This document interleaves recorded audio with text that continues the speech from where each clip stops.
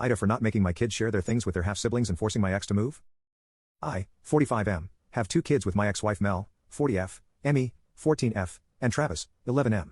We divorced several years ago after a pretty nasty split. I'm not a high-income guy, but I have a family trust from my grandfather that provides a very comfortable lifestyle. It wasn't counted in the divorce, nor could it be touched for child support or alimony, which Mel still resents to this day. Mel never went back to work after the divorce. She used to be a teacher, and I let her live rent-free in one of my parents' properties so the kids could stay close. She's since remarried and has 2 more kids with her new husband, but money seems to still be a major issue in that household. Here's where the real issue starts. My kids have a much nicer life, for lack of a better term. They go to private school, get good gifts, recently, a Switch 2, lacrosse gear, and a new MacBook, and take vacations with me and my family. Their half-siblings don't get the same, and it's led to a lot of jealousy and fighting.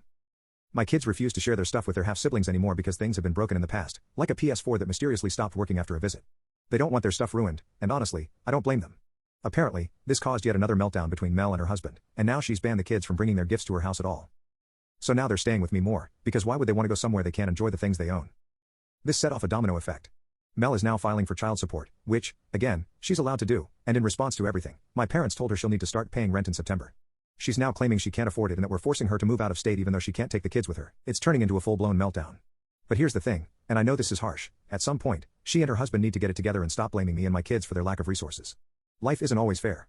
Our kids have different opportunities, and it's not my responsibility to balance out. I'm not going to tell my kids they have to share everything just so their half-siblings don't feel bad. That's not how the world works. I could help more, sure, but why should I keep picking up the slack because she and her husband can't provide? I already let her live rent-free for years. I don't think I owe more than that. That said, maybe I'm being too blunt or dismissive. AITA? Your ex has not gone back to work, remarried, and her new husband and kids live rent-free along with your kids, in a property owned by your parents. Your ex wants you to subsidize her and her new kids.